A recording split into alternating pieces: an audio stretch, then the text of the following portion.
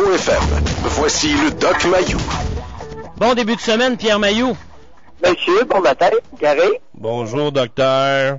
Oui. Vous allez bien, docteur? Oui. Vendredi matin, j'étais revenu, mais j'étais en congé. Oui. Je vous ai entendu avec mon fils spirituel, Jonathan, parler de l'homme. Et je me suis senti interpellé. Ah oui? Ben, est-ce que vous avez une mémoire sélective, docteur? Ben, allons-y, rappelle-moi ce qu'on a dit. Joe, veux-tu remettre en situation ce dont vous avez parlé vendredi? Ben, Doc, rappelez-vous, je vous ai lancé avec Richard Martineau un papier qui avait été écrit, qui avait été pondu dans le Journal de Montréal. Ça s'appelait La mort du père. Oui. Donc, on a fait le parallèle un peu que le père est l'homme, et il a fait un peu que Martineau était dans le champ. Donc, oui. Il y avait quand même de bons points, mais c'était mal exploité finalement. Donc, c'est de ça qu'on a parlé vendredi. Il y avait beaucoup d'éléments dans son affaire. Et, oui. Et vous avez... comment t'as réagi à ça? Non, mais c'est parce que vous avez terminé la chronique avec Joe. Si vous voulez, il faudrait peut-être que je trouve l'extrait. Mais vous avez terminé en disant, faut à tout prix en reparler la semaine prochaine.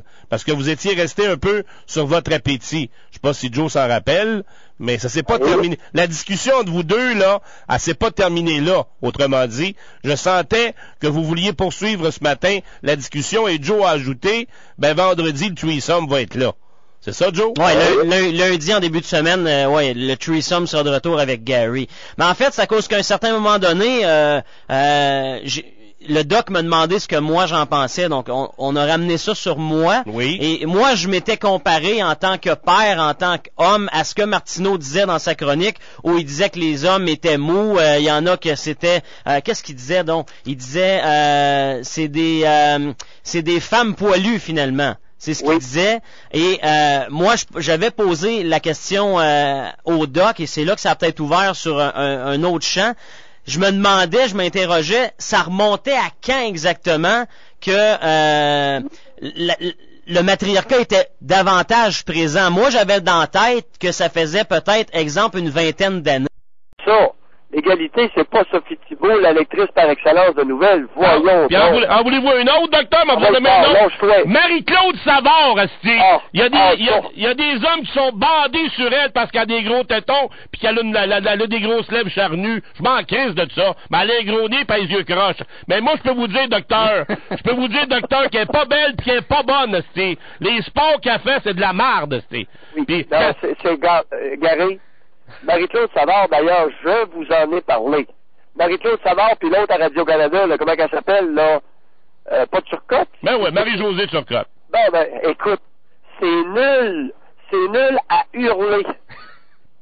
Ces deux-là, particulièrement Marie-Claude Savard, c'est pas sérieux. Les commentaires de Marie-Claude Savard sur le hockey sont d'une insignifiance consommé. Ben, Monsieur Mayou, en tout respect, on devra se fermer la gueule tous les deux, parce qu'elle a gagné pour la 9e année de suite le trophée de la meilleure dans le sport au Québec, esti. Ouais, mais messieurs. Non, Gary. Messieurs, qui vote?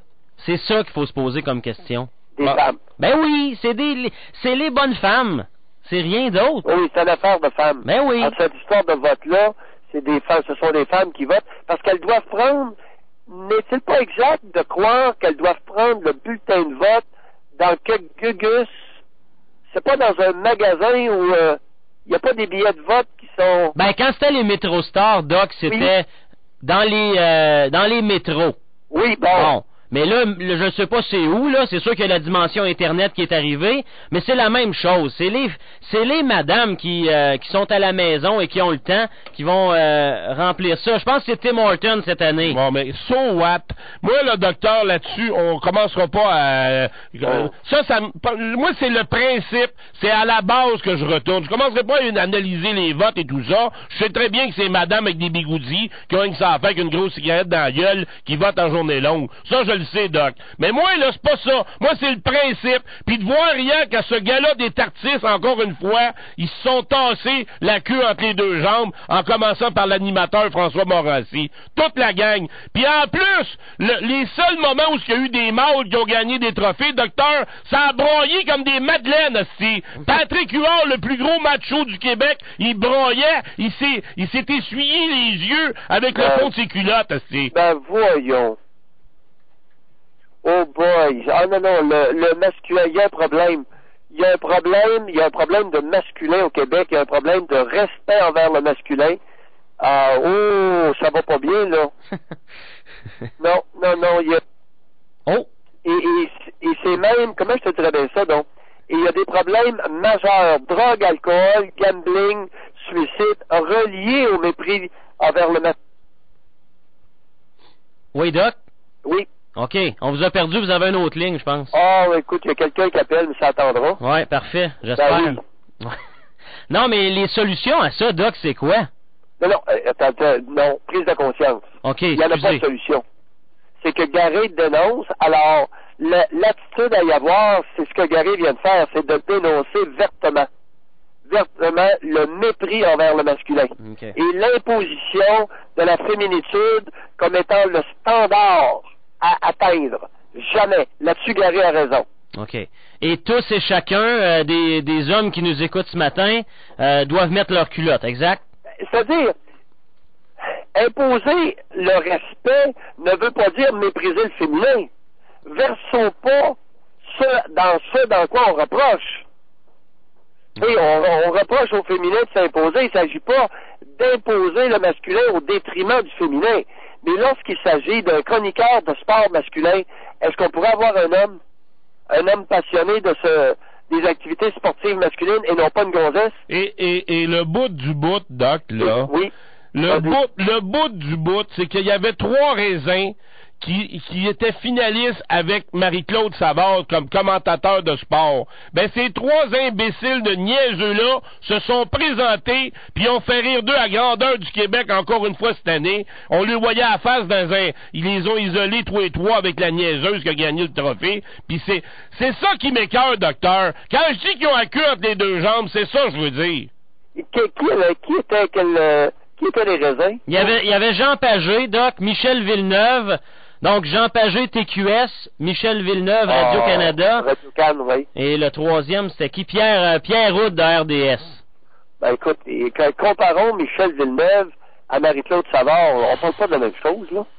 Ah, c'est sûr. Jean Pagé, quand même, comparativement à Marie-Claude Savard, disons que, écoute, c'est comme comparer Pee-Wee avec un joueur de la Ligue nationale. Et c'est la même chose pour Bernard de Rome contre Sophie Thibault. Et ce qui m'écoeure, je répète ce que j'ai dit tantôt, ce qui m'écoeure, c'est que ces gars-là sont tellement niaiseux. Au lieu de boycotter un événement comme ça et rester à la maison, ben comme a fait Gildor Roy, je salue Gildor, je le félicite, il a resté chez eux, lui, hier. Il était en crise, l'histoire de TQS, mais il a resté chez eux. Mais les niaiseux, eux autres, sont tous allés se présenter là à la face, puis ils sont fait laver puis torcher par des femmes. Je suis plus capable.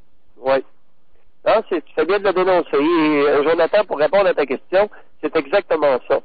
C'est que ce n'est pas un problème qui a une solution, c'est un problème qui exige une prise de conscience. Ouais.